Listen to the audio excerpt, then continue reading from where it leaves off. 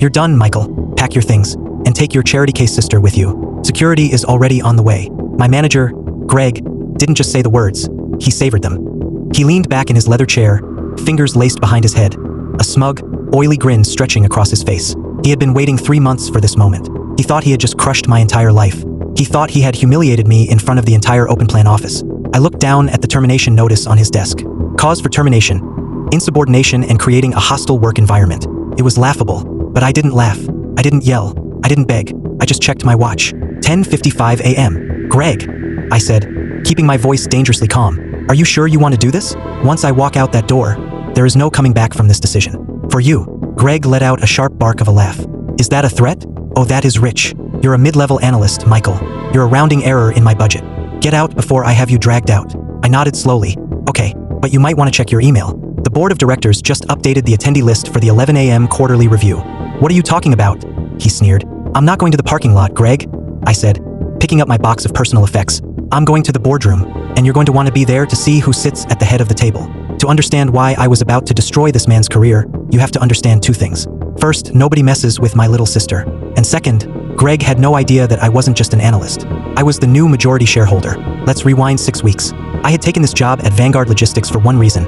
My sister, Sarah, she had just graduated with honors but struggled with severe social anxiety. She needed a soft landing into the corporate world, a place where she could build confidence. I got her an internship in the data entry department, and to keep an eye on her, I took a mundane analyst role in the same division. I didn't need the money. 3 years ago, I sold a software patent to a defense contractor for a sum that meant I never had to work again. But I liked staying busy, and I loved my sister. Then Greg took over the department. Greg was the kind of middle manager who mistook cruelty for leadership. He spotted Sarah's anxiety immediately and zeroed in on it like a predator. He'd make her present data she hadn't prepared, just to watch her stutter. He'd criticize her attire in front of clients. The breaking point was last Tuesday. I walked into the break room to find Sarah hyperventilating in the corner. Her mascara was running down her face. He threw the report at me," she stammered. "He said I was a diversity hire and that I was useless." That was the moment Greg signed his own death warrant. I could have gone to HR, but HR protects the company, not the employees. And Greg was bringing in numbers, mostly by overworking his staff. No, I needed a permanent solution. I made a phone call to my wealth management firm in Zurich. "Buy it," I told my broker. "Buy what, sir?" "Vanguard Logistics, a controlling interest. Do it through the holding company. I want my name nowhere near the paperwork until the deal is finalized." Took 2 weeks. While the lawyers were drafting the acquisition, I played the part. I let Greg write me up for attitude. I let him overload my schedule. I let him think he was breaking me. I needed him to feel completely safe, completely in control, right up until the moment the trap snapped shut. Which brings us back to 10:55 a.m. I walked out of Greg's office, leaving him confused but still arrogant. He followed me out, loud enough for the whole floor to hear. "Don't get lost on your way to the exit, Michael." The office went silent. Sarah looked up from her desk, her eyes wide with terror. I stopped by her cubicle. "Pack your bag, Sarah," I said gently. Did he fire you?" she whispered, her voice trembling. "Technically, yes," I smiled. "But we're not leaving. Come with me upstairs." "Michael, we can't. Trust me." We walked to the elevator. Greg, sensing a scene he could enjoy, followed us. "Where do you think you're going?" "The elevator requires an executive key card for the top floor." I tapped my ID badge against the reader. It beeped green. Greg's face faltered for the first time. "How did you?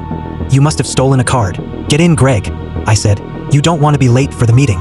The elevator ride was silent. Greg was sweating now. He was trying to do the math, but the numbers weren't adding up. A mid-level analyst shouldn't have top-floor clearance. When the doors opened, the atmosphere changed. The plush carpet, the mahogany walls, this was the power center of the company. The receptionist, who had been briefed by my legal team that morning, stood up immediately. "Good morning, sir," she said, looking directly at me. "The board is waiting." Greg looked at her, then at me. "Sir." I ignored him and pushed open the heavy double doors to the boardroom. The conversation inside stopped instantly. 12 people in expensive suits turned to look. At the head of the table sat the current CEO, Mr. Henderson. "Greg," Henderson barked. "You're late. And why have you brought?" He squinted at me. "Staff." Greg puffed up, sensing an ally. "I apologize, sir. This is the employee I was telling you about. The one I just terminated. He's refusing to leave the building. I was just about to call security." Mr. Henderson looked at me, then down at a dossier in front of him, then back at me. His face went pale. He stood up. "You must be Michael," Henderson said, his voice dropping an octave. "I am," I said, walking past Greg. "And I believe you're sitting in my chair." The silence in that room was heavy enough to crush a diamond. "Excuse me," Greg laughed, nervous and high-pitched. "Mr. Henderson, tell this clown to—" "Shut up, Greg," Henderson hissed. He looked at me, cleared his throat and moved to the side. I sat down at the head of the table. I motioned for Sarah to take the empty seat next to me. She looked like she was walking in a dream. For those who haven't read the memo sent out this morning, I announced, projecting my voice to the back of the room, my holding company, Ares Ventures, acquired a 55% stake in Vanguard Logistics as of 9 a.m. today. I turned my chair slowly to face Greg. He was standing near the door, his mouth opening and closing like a fish on a dock. The arrogance had drained out of him, replaced by a cold, dawning horror. "Greg," I said, "please sit." He sank into the nearest chair. He looked like he was going to vomit. "We were just discussing the efficiency of the data department," I continued. "Mr. Henderson, I believe Greg here just made a management decision regarding my employment. Greg, would you like to share that with the group?" Greg couldn't speak. He shook his head weakly. "No? Okay, I'll share it. Greg fired me 10 minutes ago. He cited hostile work environment." I leaned forward. "He also fired me because I objected to the way he treats his staff, specifically the way he bullies interns." I looked at the board. "I don't invest in companies that operate on fear. It's bad for morale and it's bad for business. We're going to be making some structural changes, starting immediately." I turned back to Greg. "Greg, do you remember what you said to me? You're a rounding error. Do you remember that?" "Michael, please," Greg croaked. "I didn't know. If I had known. If you had known I had power, you would have treated me with respect." I cut him off. "That's the problem. You only respect people you think you can use. And that is why you don't belong here." I picked up the termination notice Greg had given me. I had brought it with me and slid it down the long mahogany table. It stopped perfectly in front of him. "I'm rejecting your termination of my employment, Greg. However, I am accepting your resignation. Effective immediately." I didn't resign," Greg whispered. "You can resign," I said, my voice dropping to a whisper that carried across the room.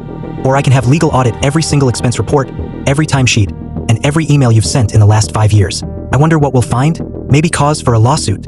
Greg stood up so fast his chair tipped over. He didn't look at me. He didn't look at Sarah. He grabbed the paper and walked out the door. I turned to Sarah. She was smiling, a real, genuine smile. "Now," I said, turning back to the terrified board members, "let's talk about the intern program." Greg didn't just lose his job. Word travels fast in this industry. When you get fired by the majority owner for harassment in front of the entire board, you become radioactive. Last I heard, he was managing a car rental branch at the airport. As for Sarah, she finished her internship, went back to grad school, and is now running her own marketing firm. And me? I still come into the office occasionally. I kept my analyst desk in the corner. It serves as a reminder to the new management. Be careful who you step on. You never know who owns the floor.